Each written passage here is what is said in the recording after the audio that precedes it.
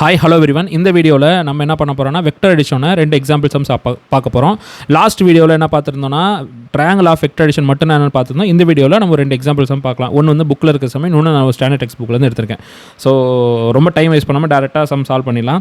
So first of all last video என்ன பார்த்தோம், triangle of vector addition பார்த்தோமா. So first அது என்னன்னு தெரிஞ்சால் தான் சம்மை நம்ம சால்வ் பண்ணணும். அதனால் triangle of vector addition. So இதுக்கு முன்னாடி பார்க்கல அப்படின்னா அந்த வீடியோ பார்த்துட்டு வாங்க. கீழே நான் லிங்க் கொடுத்துறேன், அந்த பிளேலிஸ்ட்டோட லிங்க் கொடுத்துறேன், அதில் இருக்கும். ஓகேவா?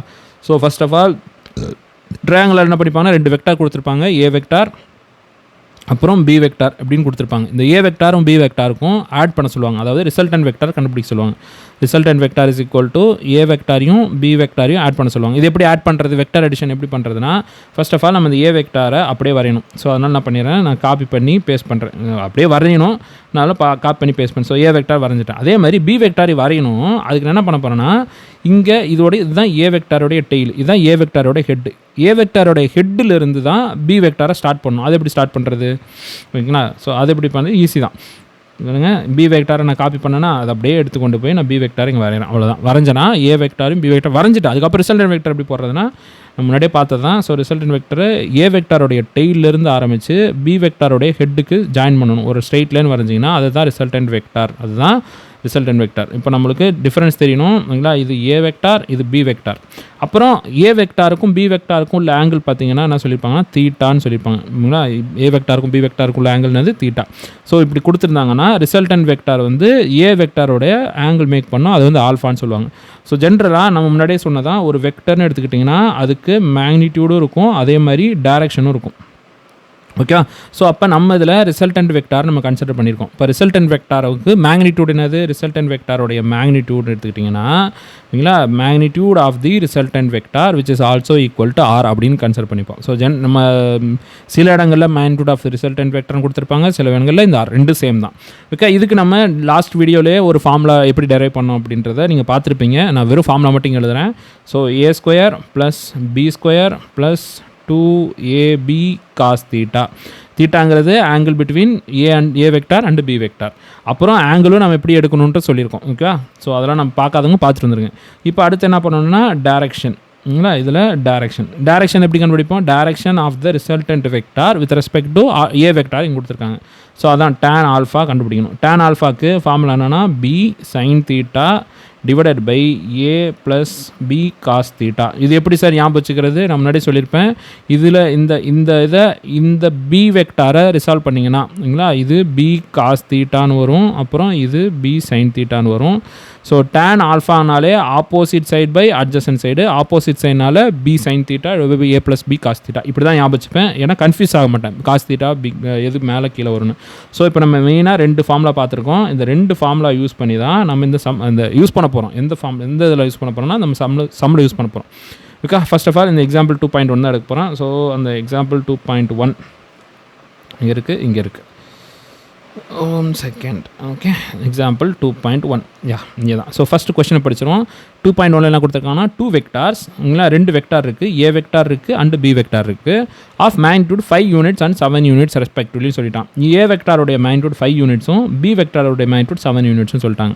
ஸோ இதில் என்ன 7 யூனிட்ஸு அப்படின்னு போது எல்லாமே எழுதுவோம். ஓகே. ஸோ ஃபஸ்ட்டு கிவன் நீங்கள் எழுதுவீங்களா, ஏ வெக்டாரோடைய மேக்னிடியூட் அப்படின்னா கிவன் வந்து ஏ வெக்டாரோடைய magnitude which is also equal to ஏன்னு எழுதிக்கலாமா. ஸோ என்ன கொடுத்துருக்கான், 5 யூனிட்ஸ்னு கொடுத்துருக்கான். இது என்ன சார் 5 யூனிட்ஸ் அப்படின்னா, இப்போது நம்ம முன்னாடியே சொல்லி முதல்ல நீங்கள் வெக்டார்ஸ் பார்த்துட்டு இருந்தீங்கன்னா உங்களுக்கே தெரிஞ்சிருக்கும். ஏ வெக்டார் ஏங்கிறோட வேல்யூ பார்த்தீங்கன்னா ஒரு 7 மீட்டர் பர் செகண்ட், அதாவது வெலாசிட்டியை குறிச்சதுன்னா மீட்டர் பர் செகண்ட், ஃபோர்ஸை குறிச்சதுன்னா நியூட்டனு, இந்த மாதிரி சொல்லுவோம்ல. இதில் எதுவுமே சொல்லலை, ஸ்பெசிஃபிக்காக எதுவுமே சொல்லலை. அதனால் வெறுமனே ஏ வந்து 5 யூனிட்ஸ் அப்படின்னு சொல்கிறாங்க. அதாவது இந்த யூனிட் வந்து எதர் நியூட்டனாக இருக்கலாம், இல்லை மீட்டர் பர் செகண்டாக இருக்கலாம், இல்லை எதுனா வேணா இருக்கலாம் அப்படின்னு சொல்கிறாங்க. சில ஜென்ரலாக கொடுத்துருக்காங்க. ஸோ மேக்னிடியூட் ஆஃப் ஏ கொடுத்துட்டாங்க, மேக்னிடியூட் ஆஃப் பியும் கொடுத்துட்டாங்க, magnitude of B which is also equal to வெறும் பி ஸ்மால் பின்னு எழுதிக்குவோம், விச் இஸ் ஈக்குவல் டு என்ன சொல்லிட்டாங்க 7 யூனிட்ஸ் அப்படின்னு சொல்லிட்டாங்க. ஓகே. அப்புறம் தீட்டா வந்து between A vector and B vector வந்து எவ்வளோ சொல்லிக்கிறாங்கன்னா 60 டிகிரி சொல்லிட்டாங்க. ஓகே, இப்போ என்ன கேட்டிருக்காங்க, டு ஃபைண்ட் நம்ம படிக்கலாம். ஓகேங்களா, இது first of all it is making an angle with 60 degree with each அதர்னு சொல்லிட்டாங்க. அந்த theta is equal to 60 degree. இப்போ find the magnitude of the resultant vector. ஓகேங்களா, இப்போ ரிசல்டன்ட் வெக்டாரோடைய மேக்னிடியூட் கணக்கிறாங்க. ஸோ அப்போ என்ன பண்ணணும், ரிசல்டன்ட் வெக்டாரோடைய magnitude first of all which is equal to magnitude of the R which is equal to R. இது என்னன்னு கேட்டிருக்காங்க. ஓகே, அப்புறம் இன்னொன்று கேட்டிருக்காங்க magnitude of the resultant vector and it's direction with respect to A vector. அப்படின்னா R வெக்டாருக்கு ஒன்று magnitude, இன்னொன்று பார்த்தீங்கன்னா டைரக்ஷன். ஸோ டைரக்ஷன் கேட்டிருக்காங்க. டைரக்ஷன் எப்படி கண்டுபிடிப்பீங்க, நம்ம முன்னாடி சொன்ன மாதிரி tan ஆல்ஃபா போடுவோம். ஆல்ஃபாங்கிறது இதில் என்னது இருங்க, tan ஆல்ஃபாங்கிறது ஃபார்முலா, இதில் ஆல்ஃபா தான் கண்டுபிடிக்கணும். ஸோ ஆல்ஃபாங்கிறது தான் angle of the resultant vector with respect to A vector. அதுதான் நம்ம புக்லையும் கேட்டிருக்காங்க. Direction with respect to vector ஏன்னு கேட்டிருக்காங்க. ஸோ ஃபஸ்ட் இது நம்ம ட்ரையாங்கிளால் எப்படி அண்டர்ஸ்டாண்ட் பண்ணுறது பாருங்கள். ஃபர்ஸ்ட் ஆஃப் ஆல் ஏ வெக்டாரை வரையணும். ஏ வெக்டாரை நான் வரைஞ்சிட்டேன். இல்லைங்களா, ஏ வெக்டாரோட வேல்யூ எவ்வளவு 5 யூனிட்ஸ்ன்னு இருக்குது. ஸோ அதான் ஏ வெக்டாரு. இதனுடைய லென்த் பார்த்தீங்கன்னா இப்போ நீங்கள் 5 யூனிட் நீங்கள் உங்களோட ஸ்கேல் எடுத்து ஒரு 5 சென்டிமீட்டர் கூட வச்சுக்கலாம். வச்சுட்டு நீங்கள் வரைஞ்சிட்டிங்க. அடுத்து என்ன கேட்குறாங்கன்னா பி வெக்டார் வந்து 7 யூனிட்ஸ்னு சொல்லிட்டாங்க. 7 சென்டிமீட்டர்னு வச்சுக்கலாமா. இந்த கேஸில் என்ன பண்ணணும்னா ஏ வெக்டார் உடைய ஹெட்டில் தான் பி வெக்டாரை ஆரம்பிக்கணும். இல்லைங்களா, ஏ வெக்டாரோடைய ஹெட்டில் தான் பி வெக்டாரே ஆரம்பித்து அது ஒரு 7 யூனிட்ஸுக்கு நம்ம வரைய வேண்டியதான். அதாவது 7 சென்டிமீட்டருக்கு வரைய வேண்டியதான். இது வந்து பி வெக்டார் அப்படின்னு நம்ம சொல்கிறோம். இப்போது இதனுடைய டெய்லிருந்து இதனுடைய ஹெட்டுக்கு ஜாயின் பண்ண போகிறோம். அதை தான் ரிசல்டன்ட் வெக்டார் அப்படின்னு சொல்கிறோம்.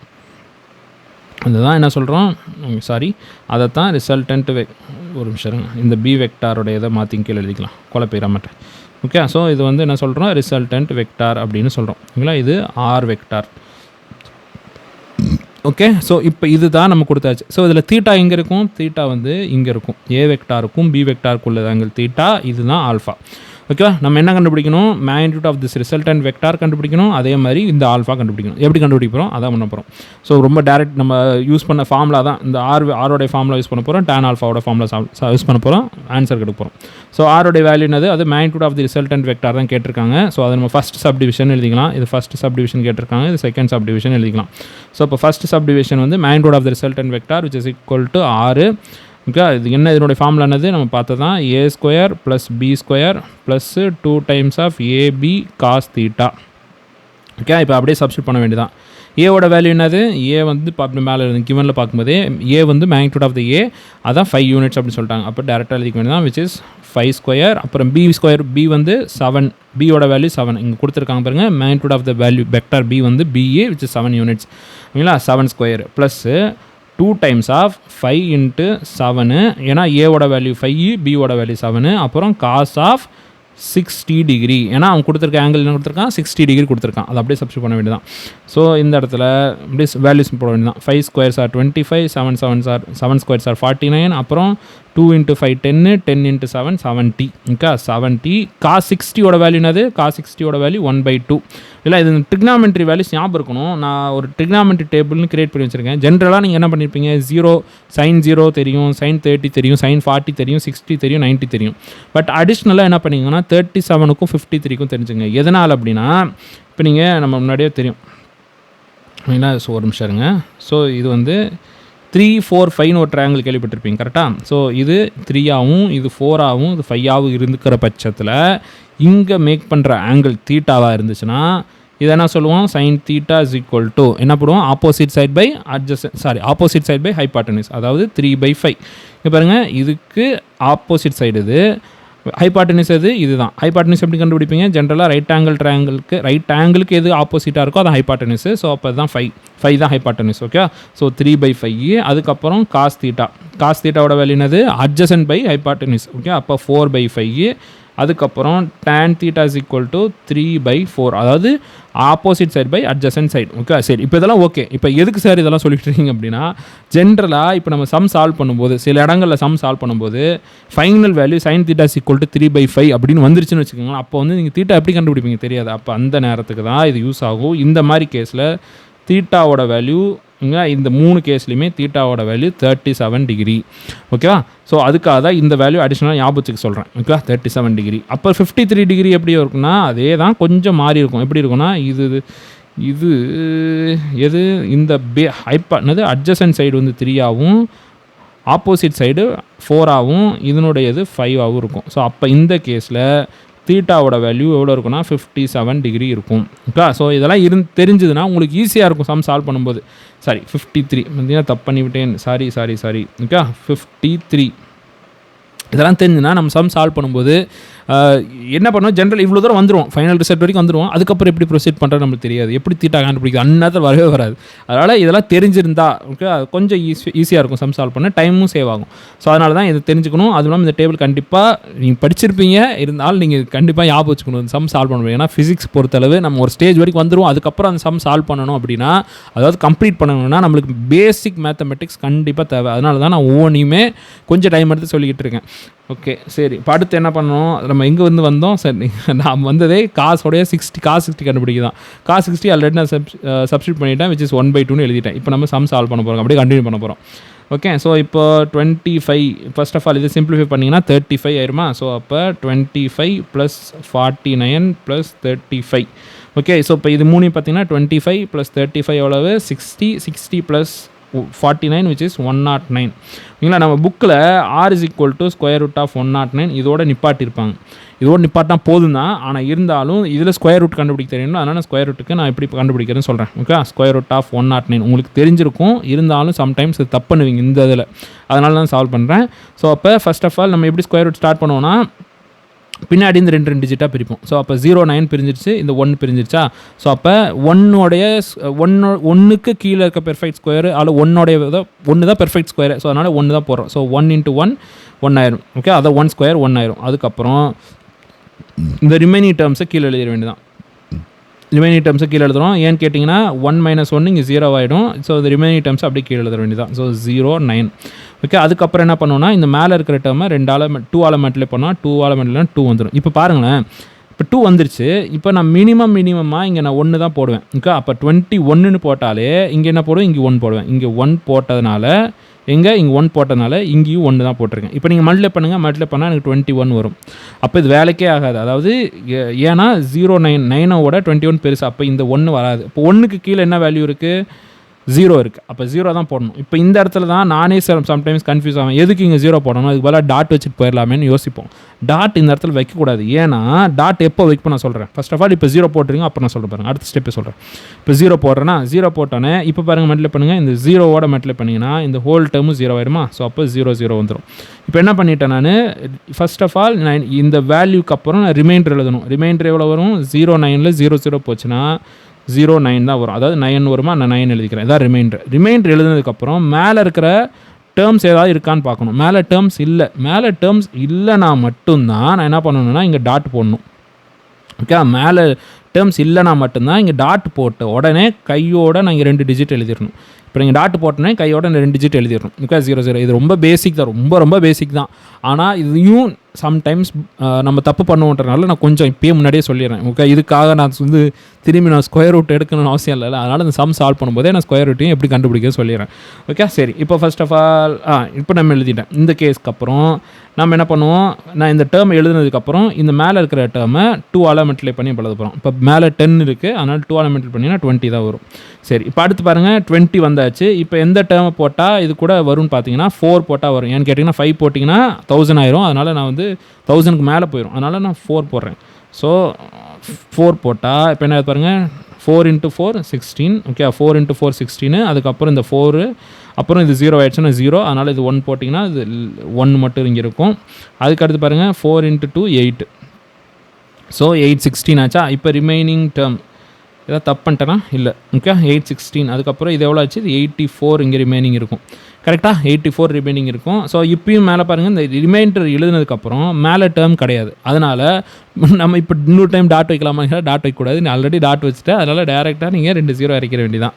0 இறக்கிட்டிங்கன்னா இப்பயும் என்ன ஆகணும்னா, ஸோ மேலே இருக்கிற டேர்மை 2 ஆலமெண்ட்லேயே பண்ணணும். ஸோ அப்போ உங்களுக்கு 208 வந்துடும். இப்போ 208 வந்ததுக்கப்புறம் இப்போ நீங்கள் திரும்பி போட்டிங்கன்னா 4 டைம்ஸ் போடுவீங்கன்னு நினைக்கிறேன். 4 டைம்ஸ் போட்டால் 4 4s are 16, 1 ரிமைண்டர். அதுக்கப்புறம் 4 8s are 32, 33, 3 ரிமைண்டர். அதுக்கப்புறம் 4, அப்போ 3 அப்படியே எழுதிக்க வேண்டியதான். அதுக்கப்புறம் 4 2s are 8. ஸோ 8 3 3 6 வரும். ஸோ அப்போ இது ஆல்மோஸ்ட் 64 ரிமைண்டர் இருக்கும். ஓகே, இப்படியே கண்டினியூ பண்ணிட்டே போயிட்டே இருக்க மாதிரி இருக்கும். அப்போ இதனுடைய ஸ்கொயர் ரூட்டோட வேல்யூ என்னது r is equal to 10.44 units. ஏன்னு கேட்டிங்கன்னா ஏவோட வேல்யூவும் 5 யூனிட்ஸ், பியோட வேல்யூ 7 யூனிட்ஸ். ஸோ ஆரோட வேல்யூ 10.44 யூனிட்ஸ். ரொம்ப பேசிக்காக ரொம்ப ஸ்லோவாக நடத்துகிறது எனக்கே தெரியுது. பட் இருந்தாலும் இதெல்லாம் டைம் எடுத்து கொஞ்சம் சால்வ் பண்ணிக்கங்க. இல்லையா உங்களுக்கு முன்னாடி தெரியும்னா சால்வ் பண்ணும்போதே வீடியோ பாஸ் பண்ணிவிட்டு ஆன்சர் டேரெக்டாக வந்து நீங்கள் ஒரு டைம் ட்ரை பண்ணுங்கள். ஆன்சர் நீங்கள் கொண்டு வந்துட்டீங்க அப்படின்னா டேரெக்டாக ஃபைனலுக்கு வாங்க. ஃபைனல் எண்டிங் ஆஃப் த வீடியோக்கு வந்து பாருங்கள். நீங்கள் போட்டதும் நான் போட்டதும் கரெக்டாக இருந்தால் போடுங்க. இல்லைனா கொஞ்சம் டைம் எடுத்து இந்த வீடியோஸ் பார்த்துக்குங்க. அப்போ தான் உங்களுக்கு யூஸ்ஃபுல்லாக இருக்கும். சரி, இப்போ அடுத்து என்ன கண்டுபிடிச்சிட்டா ரிசல்டன்ட் வெக்டாரோட மேக்னிட்யூட் பார்த்துட்டோம். இப்போ அடுத்து ஆல்ஃபா கண்டுபிடிக்கணும். அதுக்கு நம்ம தெரிஞ்ச ஃபார்முலான tan ஆல்ஃபா. இங்கே பாருங்க, ஏன் நம்ம ஆல்ஃபா கண்டுபிடிக்கணும்? இங்கே பாருங்கள், நம்மளுக்கு கேட்டிருக்கிறது ரிசல்டன்ட் வெக்டாரோட மேக்னிட்யூட் கேட்டிருக்காங்க, ஆர் கண்டுபிடிச்சிட்டோம். அடுத்து இன்னொன்று கேட்டிருக்காங்க டைரக்ஷன், ஆல்ஃபா கண்டுபிடிக்கணும். ஆல்ஃபா நம்ம எப்படி கண்டுபிடிப்போம்? நம்மளுக்கு தெரிஞ்ச ஃபார்முலா tan ஆல்ஃபாவோட ஃபார்முலா தான் இருக்குது. அதை வச்சு தான் நம்ம ஆல்ஃபா கண்டுபிடிப்போம். ஸோ அப்போ tan alpha is equal to நம்மளுக்கு தெரிஞ்சதுன்னா b sin theta divided by a plus b cos theta. Okay, b sin theta divided by a plus b cos theta. b ஓட வேல்யூ என்னது 7, அதாவது b வந்து 7 units, a வந்து 5 units. So அப்போ sin of 60 degree, தீட்டாவோட value 60 degree, அப்புறம் a ஓட value 5, so அப்புறம் b ஓட வேல்யூ 7 cos 60 டிகிரி. sin 60 ஓட வேல்யூ என்னது √3/2, அப்புறம் 5 + 7 ஆஃப் cos 60 ஓட வேல்யூ என்னது 1/2. ஓகேங்களா? இப்போ சிம்பிளிஃபை பண்ணுங்கள். இங்கே 5 + 7/2. ஓகேங்களா? இது என்னது 5 + 7/2ன்னு இருக்குது. இதை சிம்பிளிஃபை பண்ணிங்கன்னா என்ன ஆகும்னா 10 + 7/2, அப்போ என்ன ஆகிடும் 17/2ன்னு ஆயிடும். ஓகே, ஸோ அப்போ மேலே 7√3/2 டிவைடட் பை இங்கே என்ன இருக்கும் 17/2ன்னு தான் வரும். ரூட்டு வராது, 2 தான் வரும். ஸோ அப்போ இதில் 2வும் 2வும் கேன்சல் ஆகிடும். ஸோ அடுத்து என்ன பண்ண போகிறோம்? நம்மளுக்கு மீதி இருக்கிறது 7√3 டிவைடட் பை 17.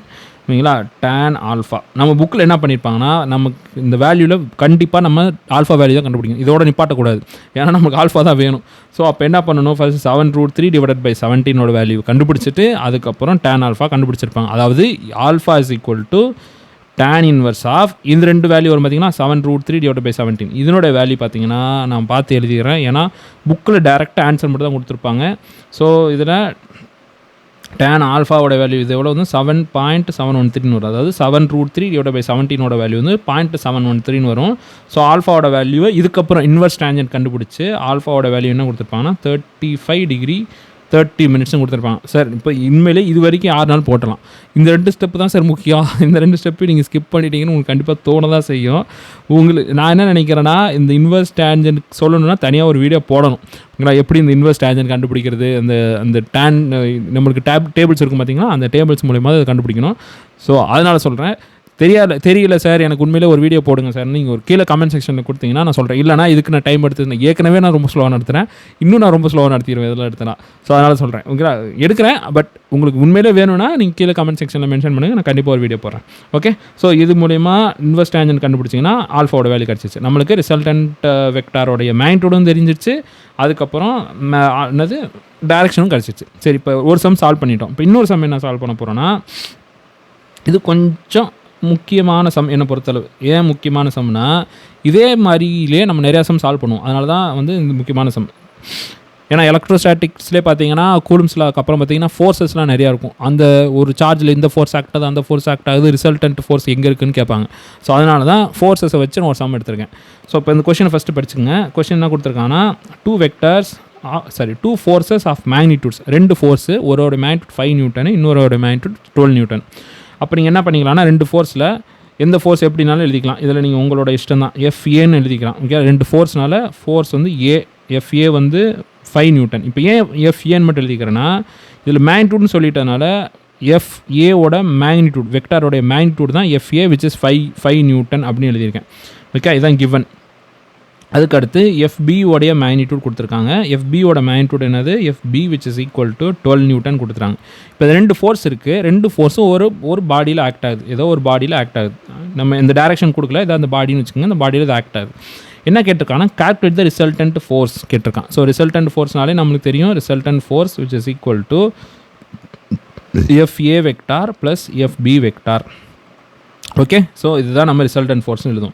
அப்போது first of all resultant force if the angle between them, இப்போ தான் கேஸ் கொடுத்துருக்காங்க. அதாவது ஏ வெக்டார், அதாவது ஃபோர்ஸ் ஏக்கும் ஃபோர்ஸ் பிக்கும் உள்ள ஆங்கிள் தீட்டான்னு சொல்கிறேன்ல, தீட்டா 0 டிகிரியாக இருந்தால் எவ்வளோ வரும், தீட்டா 180 டிகிரியாக இருந்தால் எவ்வளோ வரும், தீட்டா 90 டிகிரியாக இருந்தால் ரிசல்டன்ட் ஃபோர்ஸ் எவ்வளோ வரும், அதுதான் உங்களோட கொஷின். ஓகே, ஸோ அதை எப்படி சால்வ் பண்ண போகிறோம். ஃபர்ஸ்ட் ஆஃப் ஆல் தீட்டா வந்து ஓகேனா 0 டிகிரியாக இருக்குது அப்படின்னா நம்ம என்ன பண்ணணும், தீட்டா 0 டிகிரினா ஃபஸ்ட் எப்படி விஷுவலைஸ் பண்ணணும். அது எப்படி விஷுவலைஸ் பண்ணணும்னா ஃபர்ஸ்ட் ஆஃப் ஆல் ஃபோர்ஸை ஏ வெக்டார் எழுதிடுறோம். ஓகே, ஃபோர்ஸ் ஏ வந்து பாருங்கள் 5 நியூட்டன் 12 நியூட்டன். ஓகே, நான் அதை எழுதிக்கிறேன் 5 நியூட்டன் 12 நியூட்டன். ஓகே, இப்போ ஃபோர்ஸ் ஏ வெக்டார் நான் வரைஞ்சிட்டேன். ஃபோர்ஸ் ஏ வெக்டாரோட மேக்னிட்யூட் பார்த்தீங்கன்னா 5 நியூட்டன் வரைஞ்சிட்டேன். இப்போது ஃபோர்ஸ் பியோட வெக்டார் நான் வரையணும். எப்படி வரைவீங்க, அதுக்கு theta is equal to 0 degree, இதுதான் நம்மளுக்கு மெயின். ஓகே, அப்போ என்ன பண்ணணும், ஃபஸ்ட் தீட்டா கண்டுபிடிக்கிறதுக்கு நம்ம என்ன பண்ணோம்னா பி வெக்டார், ஓகேனா பி வெக்டாருக்கு நான் இந்த என்னது ப்ரௌன் கலர் கொடுக்குறேன்னு வச்சுக்கோங்க. பி வெக்டாரை ஏ வெக்டாரோடைய டெய்லிருந்து தான் ஸ்டார்ட் பண்ணணும். அப்போ தான் ஈஸியாக இருக்கும் ஆங்கிள் மெஷர் பண்ணுறதுக்கு. இதனுடைய டெய்லில் ஸ்டார்ட் பண்ணிங்கன்னா அப்படியே வரைஞ்சிங்கன்னா மட்டும்தான் எஃப்பி வெக்டாரோடைய வேல்யூ அதே லைனில் இருக்கும். இப்படி ஒரே லைனில் இருந்தால் தான் நம்மளுக்கு தீட்டாவோட வேல்யூ 90 டிகிரி. ஏன் அப்படி சொல்கிறேன்னா, இப்போ ரெண்டுக்கும் உள்ள தீட்டா வந்து ஒரு 30 டிகிரின்னு வச்சுக்கோங்களேன். அப்போ என்ன பண்ணுன்னா ஏ வெக்டார் இப்படி வரைஞ்சிருவேன். அதாவது ஏ வெக்டாருக்கும் பி வெக்டாருக்கும் உள்ள ஆங்கிள் 30 டிகிரியாக இருந்துச்சுன்னா ஏ வெக்டார் வரைஞ்சிருவேன். பி வெக்டாருக்கு நான் என்ன பண்ணுவேன்னா இங்கே இதனுடைய டெய்லில் ஸ்டார்ட் பண்ணுவேன். அங்கேருந்து ஒரு 30 டிகிரியில் மார்க் பண்ணிப்பேன். உங்களை ஒரு ப்ரொட்ராக்டர் அதை வச்சு நான் மார்க் பண்ணிவிட்டு லைன் வரைஞ்சிட்டு அதுக்கப்புறம் நான் பி வெக்டார் வருவேன். அப்போனா தான் இது 30 டிகிரி இருக்கும். இப்போ இந்த கேஸில் பாருங்கள், இது 30 டிகிரி கிடையாது, 0 டிகிரின்னு என்ன அர்த்தம்னா இந்த பி வெக்டாரும் ஏ வெக்டார் ஒரே லைனில் இருக்கும். இது எல்லாமே நம்ம டைப்ஸ் ஆஃப் வெக்டார்ஸில் பார்த்தோம். அதுக்கு முன்னாடி ஆங்கிள் பிட்வீன் த வெக்டார்ஸ் எப்படி மெஷர் பண்ணுறதும் பார்த்தோம். ஸோ மாதிரி நிறையா டைம் எடுத்து நம்ம ஸ்பெண்ட் பண்ணி நம்ம முடிச்சிட்டோம். ஓகே, இருந்தாலும் நான் இருந்தாலும் திரும்பி சொல்கிறேன், மறந்துருப்பீங்க அதனால் சொல்கிறேன்.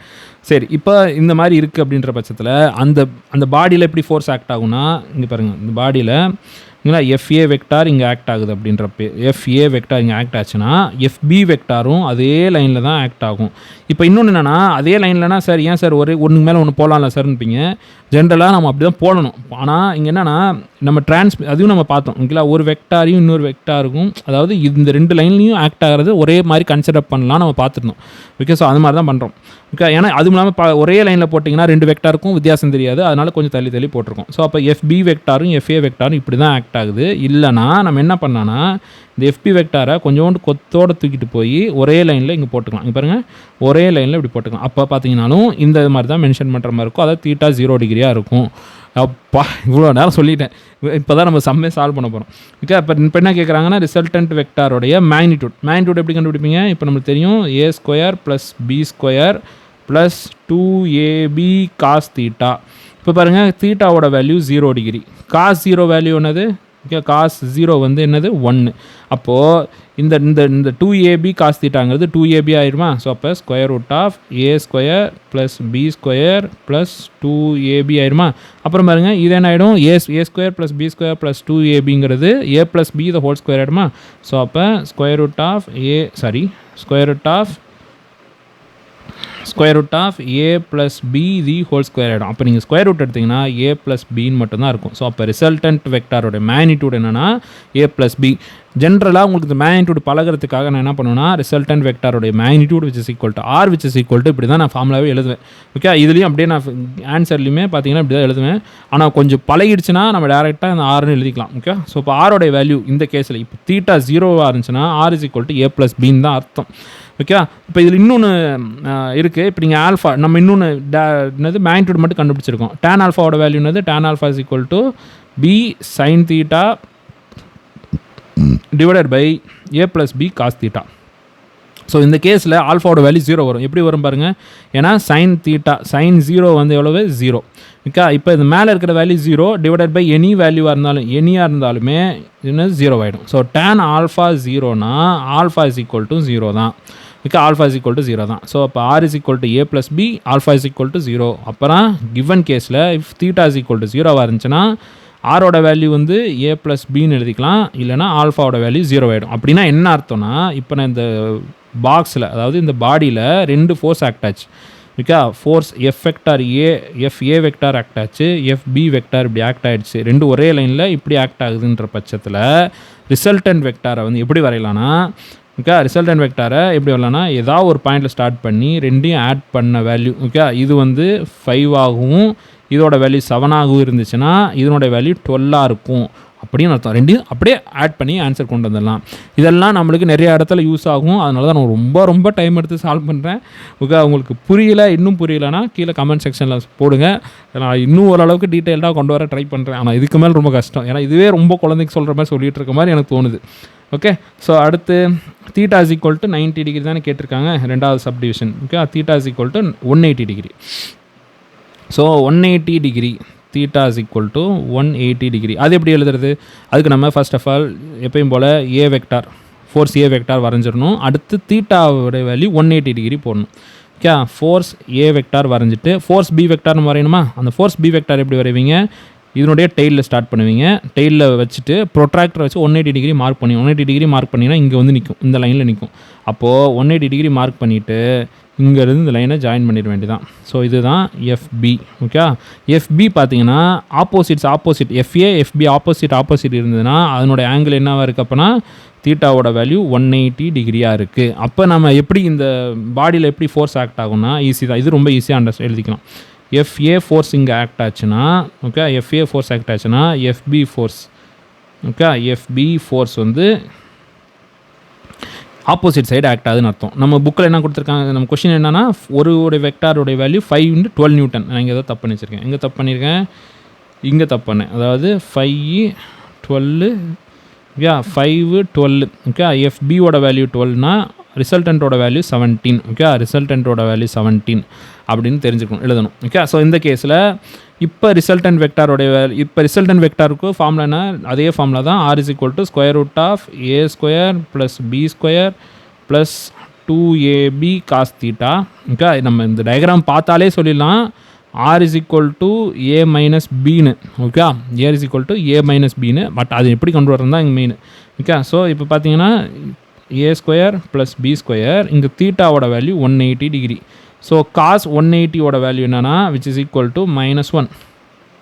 இல்லை, காஸ் 180 டிகிரியோட வேல்யூனா -1. ஸோ அப்போ -1 போட்டிங்கன்னா -2AB ஆயிடும். ஸோ இந்த கேஸில் இது வந்து என்ன ஆகிடும்? A - B the whole square. Okay, A - B the whole square போட்டிங்கன்னா ஆன்சர் A - B வந்துடும், விச் இஸ் தி ரிசல்டன்ட் வெக்டாரோடைய மேக்னிடியூட். ஓகே, இப்போ அதுக்கடுத்து இன்னொன்று என்னது? இது நம்ம கண்டுபிடிச்சிட்டோம். அடுத்து ஆல்ஃபா கண்டுபிடிக்கணுமா? ஸோ இந்த கேஸில் tan α = திரும்பி ஃபஸ்ட்டு ஃபார்முலா எழுதுங்க. B sin θ / A + B cos θ. So இந்த இடத்துல தீட்டாவோட வேல்யூ 180 டிகிரி. சைன் 180 டிகிரி என்னது? Sine 180 degree 0. ஓகே, ஸோ ஆல்ஃபாவோட வேல்யூ 0 டிகிரி தான் வரும். ஓகேவா? ஸோ இப்போ ஆல்ஃபாவோட வேல்யூ 0 தான் வரும். இப்போ இது நம்ம சம் சால்வ் பண்ணால் தான் தெரியும். ஸோ R = இப்போ என்னது? A - B. எப்போ எந்த கேஸில் தீட்டாவோட வேல்யூ 180 டிகிரி இருந்துச்சுன்னா R = A - B. ஏவோட வேல்யூ என்னது? 5. பியோட வேல்யூ என்னது? 12. அப்போ 5 - 12 போட்டிங்கன்னா -7. சார் இது எதுக்கு சார் இங்கே -7 வந்திருக்கு? ஏன் சார் -7 வந்திருக்குன்னா ஒன்றும் இல்லை. இப்போ நீங்கள் இந்த பிளாக்கில் ஏ வெக்டாரு ஃபோர்ஸ் ஏ வந்து 5 யூனிட்ஸ் இங்கே ஆக்ட் ஆகுது, ஃபோர்ஸ் பி வந்து 12 யூனிட்ஸ் இந்த பக்கம் ஆக்ட் ஆச்சு அப்படின்னா உங்களுக்கே தெரியும், இந்த பக்கம் நான் 5 நியூட்டன் கொடுக்குறேன், இந்த பக்கத்தில் 12 நியூட்டன் கொடுக்குறேன்னா இந்த பக்கம் தான் அதிகமாக ஃபோர்ஸ் கொடுக்குறேன். அப்போ ஆப்ஜெக்டோடைய ரிசல்டன்ட் ஃபோர்ஸ் இந்த டைரெக்ஷனில் தான் இருக்கும். ஓகே, ஸோ அப்போ ரிசல்டன்ட் ஃபோர்ஸ் எப்படி இந்த 2 ஃபோர்ஸுக்கு பதிலாக நான் என்ன பண்ணேன்னா ஆப்ஜெக்டை வரைஞ்சி 7 நியூட்டனுங்கிற ஃபோர்ஸு இங்கே வரைஞ்சிடலாம். ஓகே, இந்த 7ஓடைய டைரெக்ஷன் ரிவர்ஸில் இருக்குது அப்படின்றதுக்கு தான் நம்ம கன்சிடர் பண்ணுறோம். ஓகேவா? ஸோ இப்போ அடுத்து நம்ம என்ன பண்ணுறோம்? ஆல்ஃபா கண்டுபிடிச்சிட்டோம், இதுவும் கண்டுபிடிச்சிட்டோம். ஓகே, ஸோ இப்போ அடுத்து நம்ம என்ன பண்ணுறோம்? தேர்ட் கேஸ் போகிறோம். தேர்ட் கேஸ் என்னது? Theta is equal to 90 degree. இதுவும் நிறைய இடத்துல யூஸ் ஆகும். ஸோ அப்போ first of all theta 90 degree எப்படி இருக்கும்னா ஏ வெக்டார் இப்படி வரைஞ்சதுக்கப்புறம் பி வெக்டார் வரையணும். பி வெக்டார் எப்படி வரைவீங்க? ஏ வெக்டார் வரைஞ்சிட்டு பி வெக்டார் அப்படி வரைஞ்சிருவீங்க. ஸோ இதுதான் பி வெக்டாரு, இதுதான் ஏ வெக்டார். ஏன் இப்படி வரைஞ்சோன்னா ப்ரொட்ராக்டர் வச்சு 90 டிகிரி மார்க் பண்ணி வரைவோமா? ஸோ இந்த கேஸில் இது 90 டிகிரி இருக்கும். ஸோ அதாவது theta is equal to 90 degree இருக்கும். ஸோ அப்போ இதுதான் ஏ வெக்டார், இதுதான் பி வெக்டார். சரி, இப்போ இதுக்கு நம்ம என்ன கண்டுபிடிக்கணும்? ரிசல்டன்ட் கண்டுபிடிக்கணும். இப்போ என்ன ஃபார்முலானா resultant R is equal to A² + B² + 2AB cos θ. Okay, so அப்போ தீட்டாவுக்கு பதிலாக 90 டிகிரி போட்டிங்கன்னா cos 90ஓட வேல்யூ 0. அப்போ √A² + B² which is equal to R. Okay, ஏன்னா இந்த வேல்யூ ஃபுல்லாக 0 ஆகிடும். இப்போ எதுனா அர்த்தம்னா R² is equal to A² + B². Okay, R² is equal to A² + B². Sir இது எதுலையோ வந்த மாதிரி இருக்கேன்னு உங்களுக்கு தோணும். அதான் ஒன்றும் இல்லை, பித்தாகரஸ் தியரமில் தான் வரும். அது எப்படி கொண்டு வரலான்னா இந்த டயக்ராமை எப்படி வரையலான்னா ஏ வெக்டாரை ஃபஸ்ட்டு வரைஞ்சிட்டு அதுக்கப்புறம் பி வெக்டாரை இங்கேயும் வரையலாம் இங்கேயும் வரையலாம். ஓகே, அப்போ நான் என்ன பண்ணுறேன், பி வெக்டாரை இங்கே வரைய போகிறேன், பி வெக்டாரை இங்கே வரைய போகிறேன், ஏ வெக்டாரை நீங்கள் வரைஞ்சிட்டேன். இந்த கேஸில் ரிசல்டன்ட் வெக்டர் எப்படி வரைவோம், ரிசல்டன்ட் வெக்டார் இப்படி வரைவோமா. ஸோ ரிசல்டன்ட் வெக்டர் வரைவோம். இப்போது இதுக்கும் டிகிரி 90னா இந்த ஆங்கிளும் 90 டிகிரி தான். ஸோ அப்போது நான் என்ன பண்ண போகிறேன், இது 90 டிகிரி. இந்த கேஸில் பாருங்கள், இது ஒரு ரைட் ஆங்கிள் ட்ரையாங்கிள். இப்போ இந்த ரைட் ஆங்கிள் ட்ரையாங்கிளில் இது ஹைபாட்டன்யூஸு, இது அட்ஜசன்ட் சைடு, இது ஆப்போசிட் சைடு. அதாவது இப்போ இதுதான் தீட்டாவாக இருந்துச்சுன்னா, இல்லை இங்கே ஆல்ஃபாவாக தான் இருக்கும். ஏன்னா ஆல்ஃபாங்கிறது என்னது, alpha is the angle between resultant vector in this vector. So இந்த கேஸில் நீங்கள் என்ன பண்ணலான்னா hypotenuse square which is equal to adjacent square plus opposite side the squares. Okay, இதுதான் டேரெக்டாக யூஸ் பண்ணிக்கலாம். ஓகே, தீட்டா இஸ் ஈக்குவல் 90 டிகிரினா resultant square is equal to A square plus B square. அதுக்கப்புறம் ஆல்ஃபா என்னது, ஆல்ஃபா ஈஸி தான். So இந்த ஃபார்முலாலே கொண்டு வரலாம். நான் அப்படியே கொண்டு வரேன் பாருங்கள், tan ஆல்ஃபா. ஓகே, tan ஆல்ஃபாங்கிறது என்னது, tan alpha is equal to opposite side by adjacent side. So opposite சைடோட வேல்யூனா அது பிஇ டிவைடட் பை ஏ. ஏன் சார் இங்கே பி வெக்டார்னு இருக்கு, ஏன் சார் இங்கே பி போடுறீங்கன்னா இதெல்லாம் சின்ன விஷயம் தான். இது நான் லென்த்தை மட்டும் கன்சிடர் பண்ணுறேன். ஓகே, இது லென்த்தை மட்டும் கன்சிடர் பண்ணுறதுனால பி ஜென்ரலாக அது பி வெக்டார் தான். பட் இதனுடைய லென்த்துங்கிறது என்னது, மேக்னிடியூட். இந்த மேக்னிடியூட் மட்டும் கன்சிடர் பண்ணுறதுனால பி போடுறேன். ஸோ அப்போ tan ஆல்ஃபா இதுலேயும் மேக்னிடியூட் கன்சிடர் பண்ணால ஏ போடுறேன். ஸோ அதனால் ஏ இங்கே போட்டிருக்கேன். Okay, tan alpha is equal to B by A. So alpha is equal to tan inverse of B by A. Sir இதை நம்ம அந்த பழைய ஃபார்முலாலும் கொண்டு வர முடியாதா, அதாவது tan alpha is equal to B sine theta divided by A plus B cos theta. இதான general formula. இந்த ஜென்ரல் ஃபார்முலா வந்து கொண்டு வர முடியாதா, ஈஸியாக கொண்டு வரலாம். ஏன்னு கேட்டிங்கன்னா theta is equal to 90 degree. So அப்போ சைன் 90யோட வேல்யூ என்னது, சைன் 90 1. ஸோ அப்போ B divided by A plus B cos 90யோட வேல்யூ 0. ஸோ அப்போ நீங்கள் போட்டிங்கன்னா அதாவது பி இன்ட்டு 1 டிவைடட் பை 0ன்னு வரும். ஸோ அப்போ பி பை ஏன்னு வந்துடும். அதாவது B into 1 divide by A plus 0ன்னு வரும். இது பி ஏ வந்துடும். அப்போ tan alpha is equal to B by A. இதைத்தான் நான் இங்கே எழுதியிருக்கேன், tan alpha is equal to B by A. அதுக்கப்புறம் alpha is equal to tan inverse of B by A. So இப்போ ரெண்டையும் எழுதியாச்சு. இப்போ நம்மளுக்கு கிவன் வேல்யூ என்னது பியோட வேல்யூ என்னது 7, சாரி ஏவோட வேல்யூ தான் 5, ஏவோட வேல்யூ 5, அப்புறம் பியோட வேல்யூ 12. ஸோ அப்போ இந்த கேஸில் R square is equal to 5 square plus, அதாவது R square is equal to formula என்ன, ஃபார்முலா ஃபஸ்ட் எழுதிருங்க. R square is equal to A square plus B square.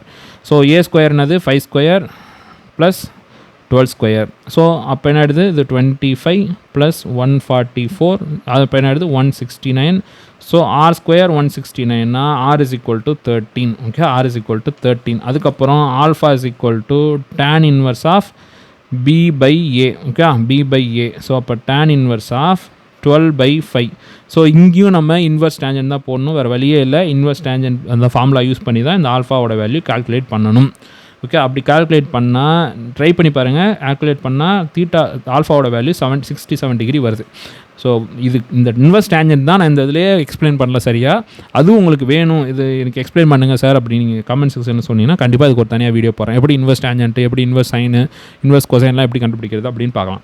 Okay, so next வீடியோவில் நம்ம என்ன பண்ண போகிறோன்னா சப்ட்ராக்ஷன் ஆஃப் வெக்டர்ஸ் பற்றி பார்க்க போகிறோம். அதுக்கு அடுத்த ரெசல்யூஷன் ஆஃப் வெக்டர்ஸ் இருக்குது, அதுக்கப்புறம் டாட் ப்ராடக்ட் இருக்குது, கிராஸ் ப்ராடக்ட் இருக்குது. ஸோ ஓகே, ஸோ இதெல்லாம் தான் வெக்டர்ஸ் இன்னும் கொஞ்சம் வீடியோஸ் இருக்க தான் செய்யுது. ஓகே, ஸோ நெக்ஸ்ட் வீடியோவில் பார்ப்போம்.